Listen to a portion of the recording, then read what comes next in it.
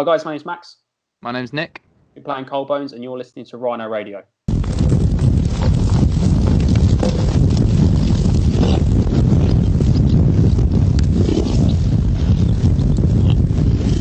So keeping safe at home, again, rejoined by 2/3 of Coldbones, keeping me company today. How you guys doing? I got Max and Nick. Yeah, doing really well. Yeah, really well. As well as we can be, anyway. Yeah.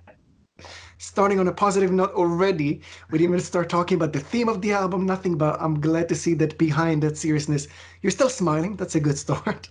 We're fairly happy and positive people. It's just within the concept, it's not really very happy. So for people that are kind of joining in on the topic, you've recently released, was it about 2 weeks ago, The Cataclysm, your second album, which even though has barely any words in it, still if you just read the titles of the tracks, it's really dark. And to add that, the timing. So I was wondering what happened, because we met about 2 years ago. You've released Where It All Began. There was about birth, about growing. There was even a butterfly included. And all of a sudden, I haven't spoken to you in 2 years, and you're sharing The End of the World twice. So what happened, guys? It's a really interesting one, because I originally approached both Nick and Geordie in like the summer of 2018 with this concept of the world ending by two catastrophic events. And it just so happened that the release date of the 17th of April for this album, I think how long ago was that set? Like maybe 6 months prior to it coming out, wasn't it, Nick? Yeah, it just happens. It was a coincidence that you've got like the Australian bushfires going on and everyone thinking it's like the end of the world in that sense. And then we've got the coronavirus going on, and it's kind of perfect timing for us of releasing the album in the sense that it kind of like echoes like a ruined world, a ruined landscape, and we leave that up to people's imaginations. And now they don't have to imagine too much. The end is here. Yeah. And obviously the fact that the release, usually bands go on tour to celebrate the release. There's something big going on. I'm guessing it kind of affected your release as well. Can you share at least one positive moment, either from the studio or the release itself, something that somehow made you forget about everything around us right now? We got loads, haven't we? There's a lot of stuff. I mean, like Max said a bit earlier, we're quite positive guys, and when the whole coronavirus thing came about, we very quickly realized that we weren't going to get the release show we wanted on the day that we wanted, I guess. Obviously we can reschedule it for when we want, but I think a big thing for me was that when the records finally came through to us, when they were sent to us from Dunk Records, and we finally got to see the purest physical form of like what we had created. And especially because Dunk Records have been amazing with the physical side of the release. We went to them, and obviously we were going to be doing a vinyl release for them, and we said, what sort of boundaries have we got? And they said, well, let us know everything you do want, and then we can tame it back from there. So we said everything we wanted, and they were like, all right, cool, let's go for it. So that includes stuff like having spot gloss on the front with our logo on it, having a gatefold, having 2 different variants, being able to choose, exactly what variants we did want. And when they finally came through, we could see this like physical form of what we had created, looking amazing and beautiful. And I think that thing for me anyway just made it all a bit more, it's very worth it anyway, but seeing it in that form was definitely like a good day for me anyway. I would definitely agree with all of that. I just want to add on the end there as well, the fact that like they were so transparent in everything, even down to like the kind of what most people may perceive as the awkward part of finance and things like that. They were just super open with everything, and if we had a question, they would answer it straight away, and there was no alarm bells or anything like that you sometimes get within the industry. So we're super grateful and thankful for everyone at Dunk. In terms of a positive aspect for me, considering that everyone in the industry is going through this together, no one can play live shows, music videos, photo shoots. I think the positive reception being like how well received this album has been, and like you introduced this kind of interview with how the track titles, you've acknowledged how dark they are, and it's even down to that. That's really like super, super good for us, because you're getting it from face value. You're just reading words, and all of a sudden you've got the idea of the concept, and you can go further and further into the artwork, and then finally the sounds and maybe any underlying message that people may receive. And that is, to me, that's just super positive. So we've got all this shit going on, but album, music, most important first and foremost. And we're getting the right vibes from people, which is cool.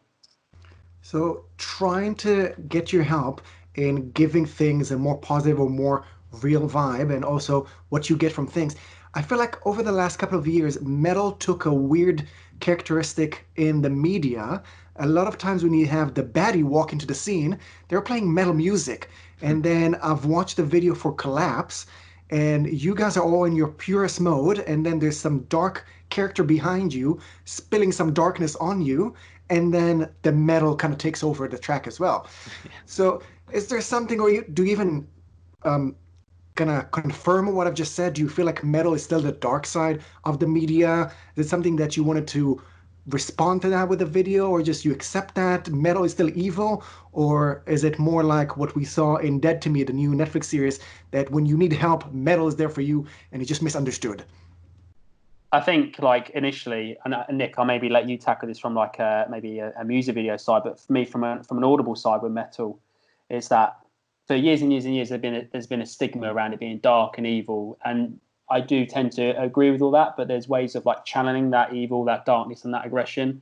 And I think with metal, particularly going back to like what we used to listen to when we were like early teenagers with Killswitch Engage, As I Lay Dying, all those kind of bands, it definitely reflects in our music. But we as people, we're not hateful and angered and evil. We just like to kind of portray that, and I think Nick does a really good job with that through the videos alongside the music we make.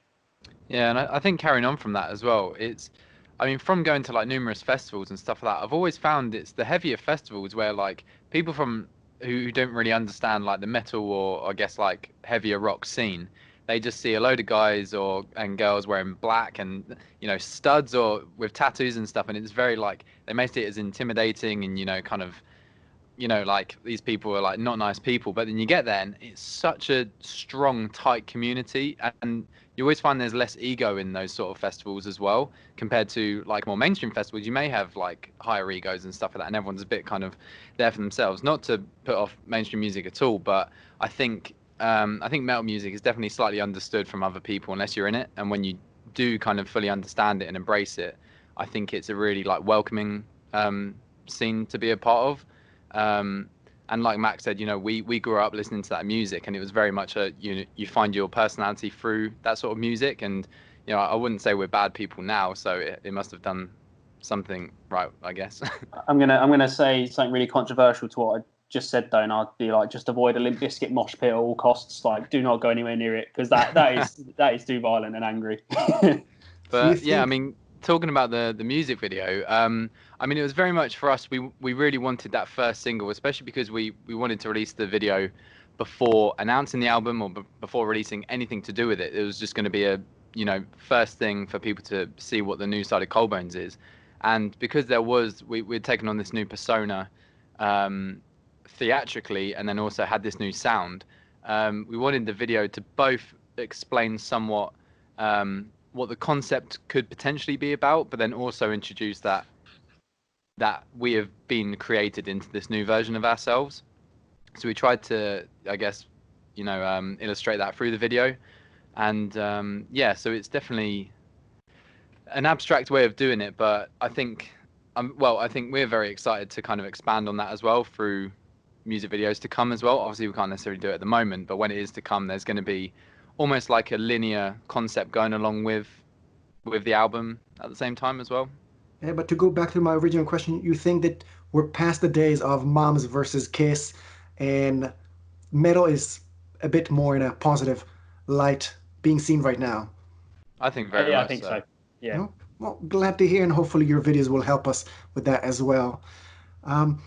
So you barely have any lyrics in the album, so the listener can kind of do whatever they want with it. You have the titles that kind of anchor, and it did the same to me, so I'm not even sure if that's exactly where you wanted to take it, but the flood and the great fire kind of reminded me of some biblical catastrophes. So 100%. I was wondering if you guys have any faith or any kind of let's say faithful knowledge leading some of the themes as well, or is it a comment about something that you like or dislike? In terms of like religion and faith, it's something that I just don't really get involved with. That's just my personal opinion on it. But I'm very open to the kind of biblical stories that you get and the tales and the mythology behind certain events, even like down to potential maybe like a Noah's Ark kind of story. I'm well open to exploring it just without the kind of religious connotations behind it. But the people that we've listened to and researched and based this concept around, I think they're very open, exploring that with such great and open minds. And I do think that there are potential some like religious and faithful meanings behind our songs. But I think in the terms of like, I mean, when we're talking about these theorized cataclysmic events that have potentially happened, I think to a lot of people it's because it's such an overwhelming and kind of mind-blowing thing to happen that it's not the kind of thing that people would respond to thinking something like that can just happen. So sometimes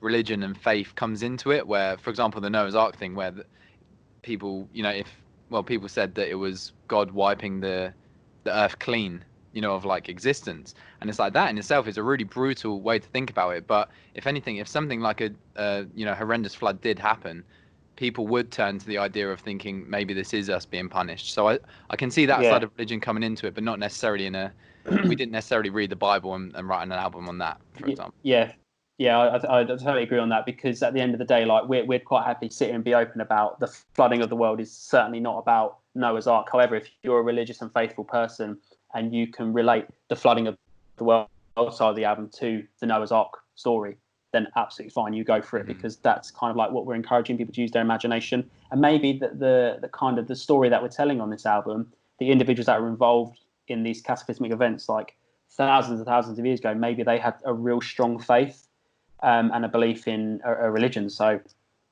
that could have some form of a bearing on our music in terms of religion and faith. And focusing on those events, what do you think is more dangerous? Is it humanity or nature? Oof.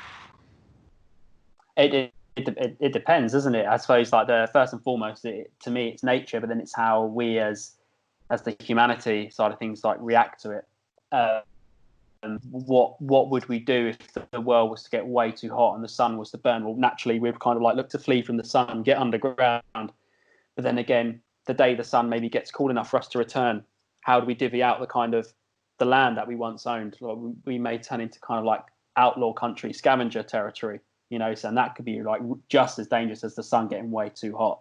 I think within that as well, like the idea of comparing nature to humanity in terms of like danger, I think at the end of the day, like nature just is, it is what it is, and there's like a beauty in that as well. Like even it's only devastating because we're there to experience it as well. If it just happened on the earth, there's nothing to perceive it as an awful thing. But if something similar to that was to come to humans, that would be devastation, that would be evil and anger and stuff like that. So in my eyes, in that sense, I would say humanity is more dangerous because we have a choice while nature just is, if that makes sense.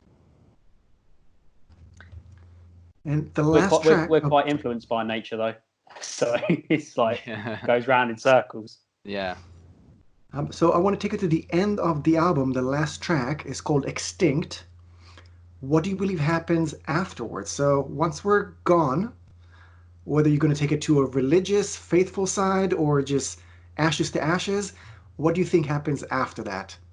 Well, quickly going back to where it all began, the last track on that was obviously a heavy track, and we called it To Whatever End, and that was almost like making people think what is to come next. And from that, we didn't really know. But when it comes to this album, we've kind of put together an idea of what happens from that. You've got a very clear idea that follows on with the concept in terms of, we're talking about the album here. Like you said, I don't think we want to dive too much into it at the moment. Maybe not yet, but definitely in the coming months, you'll kind of get a better understanding of where we're going with the kind of extinct side of things. Yeah. So I want to confront you with the rumor that I found online. Your fans are so fascinated with the new theme of the album, and they're thinking about what's going to come up next already. And they thought because you kind of wiped the slate clean, you can do whatever you want. So you're going to go into musicals. in a Disney style and shape for the upcoming release. Is that true? You're going to start singing and it's all going to be positive? Is that the new chapter? How did they know? Someone's hacked our email account. Yeah, I mean, we could go along with that, couldn't we? I could see us doing some kind of like weird Mongolian throat singing. Yeah. Side to do and like incorporate that with musical theatre. I mean, I think as well, like in that sense of where we're going next. Obviously, like this is a much heavier record than Where It All Began, and Where It All Began was a bit rockier than Distance. So you know, we're not specific to a sound at all. You know, if we want to do something different, we'll just do it, whatever feels right to us. Even going into this album, we had an idea in our heads of what we wanted to do, and when we started to write, it was quite the opposite. We wanted to go a little bit kind of more atmospheric with it, and then naturally we started to write these heavier riffs and these darker tones, and the concept came in, and then suddenly it was like, oh right, this is something completely different but natural. So to be honest, it's like going into what happens next. At the end of the day, if we've all got Disney Plus and we watch it a little bit too much over these next couple of months, I honestly wouldn't write that idea off, to be honest. But we do have a very clear idea of where the direction of our sound is going, and I think the general consensus at this very point is that the next sound you hear from us is going to be fairly different. I like to think while staying true to Coldbones and who we are and what we stand for within our music. But hey, we're not going to write anything off it. If you want to see a musical, you want to see some singing and jazz hands, and yeah, let's consider that. Hey, Nick. Well, I mean, if we ever start thinking about money a little bit more, I know that Andrew Lloyd Webber's doing quite well, isn't he? So maybe we should try and follow in his footsteps. Yeah. Some Technicolor bones. Yeah, definitely. Okay, so I know that everything is kind of up in the air right now. We're not sure where we're going to go out, but I also know that some bands have been sitting on an album for quite a while. So even though the album was only released 2 weeks ago, and again, I'm not sure if you're talking about anything concrete for a tour, but is there anything concrete that we can wait for, or at least a plan for the upcoming weeks, the upcoming months after things are a bit more free? I think that one thing that definitely, I don't think we're too keen on holding it back anymore, but there will be 2 album release shows, and I think it's very important to kind of mention that now, because we need to look ahead to stuff. We see on the news every single day about the death toll rising, and I'm not comparing our music with the NHS workers and people dying from coronavirus. I'm not doing that at all. But what I'm saying is that within our very small community, we kind of need to say to people, look, things are going to get better. There is a little bit of hope on the end, and when things do kind of settle down a bit, when we're allowed, we will be doing like a hometown release show and another release show in one of the cities in the UK. And I think that's really important to kind of keep telling ourselves. May not be extensive to touring straight away, and we've kind of fully accepted that. I think Nick would agree, but yeah, we do need to be honest and say we've got stuff in the works all the time. As soon as the time is right, things are going to happen. And the thing is, as well, in this period as well, I think it's not necessarily like a pause just for us. You know, it's like everyone's stuck at home, so it's not like we're falling behind or anything. It just means we're putting a big old pause on it, and once everything's cleared up and once it's safe again, and once we know that we can put on a show, meaning that we're not going to cause any risk to the people that come or to ourselves or family and friends, that will be the time that we will celebrate the release. And obviously, you know, we've got some dates in mind at the moment, but even then, it's, you know, we really need to just keep an eye on when stuff will be safe, and we're not setting any dates at the moment because it's, you know, we can't really. But I think we need to be very, very careful as well in terms of what we say and what we release, because the last thing I want to do is kind of come across ignorance to the fact that we've got these people on the front line working so hard to keep everyone safe, and we're just going to kind of be there going, oh, by the way, guys, we've got this to look forward to. Stuff coming up, yeah. And I do know that. Sorry. I was just going to say one thing that we have recently announced that will be available over the next few weeks is that we started a podcast, and that's just going to be something that 2 episodes come out a week. The first 10 episodes will just be a track by track where we go deeper into the concept, talk a little bit more about how the songs are written and in the studio, you know, any stories that we've got of that, and just explaining ourselves a bit better, almost like at the point where everyone's learned what they can about the concept through what we've already posted, and this is the point where it's like we put it all out on the table and then start to have conversations about it and where it's going to develop. And from that as well, we're not planning on stopping after we do the 10 things. We've still got a lot to chat about. We can do stories from music videos, or even talking about previous albums or what potentially is to come as well. So, 2 It's a episodes new a week. format for us, isn't it? Yeah, and it's just something that obviously we can do in the safety of our own homes. We don't have to necessarily put anyone at risk, but it means that we can put content out there that hopefully people can, escape from the real world a little bit and, just enjoy listening to our boring voices for half an hour. Geordie mumble. Yeah. Well, very much something we can look forward to. And let's point out that the Cataclysm is out now. And there's also Where It All Began, so we can enjoy that as well. Kind of positive and a bit more realistic on both sides. Guys, is there anything else you want to add to fans and listeners before we say goodbye? Thank you very much for the support. I think we've been absolutely overwhelmed with the amount of physical orders on vinyl, all the other merch, and even CDs we have. We were told once by someone that CDs is a dying trend, and they're not going to produce CDs for us. And we're like, okay, we'll do it ourselves. And it's been nothing but just such a good move for us. So even people buying CDs, thank you very much. Check us out on Spotify, Apple Music, all your streaming platforms. Give us a like, give us a follow on all our social medias. I think our Twitter and Instagram is at Coldbones UK, and I think our Facebook's just Coldbones UK after the URL. And like Nick was saying about the podcast, if you've got anything you want to ask us, go to our social media and just give us a message. We're more than happy to answer. We're pretty responsive, actually, to be fair. Yeah. And we're trying to include it within that podcast. I don't think anything else you want to add, Nick. Even in the terms of getting in contact through like socials and stuff, we're always just game for a chat. If anyone, like Max said, if anyone's got any questions, or even if they just want to talk about the album with us, we haven't got too much else that we're doing at the moment. So if anything, now's the time to try and But yeah, if anyone wants to get in contact in that sense, then we're always open for a bit of conversation. Nick, Max, Coldbones, thank you very much. Cannot wait to see you again on stage. Enjoyed the previous time, so I cannot wait for another one. Thank you very much for your time. Always a pleasure. Thank you, mate. Cheers.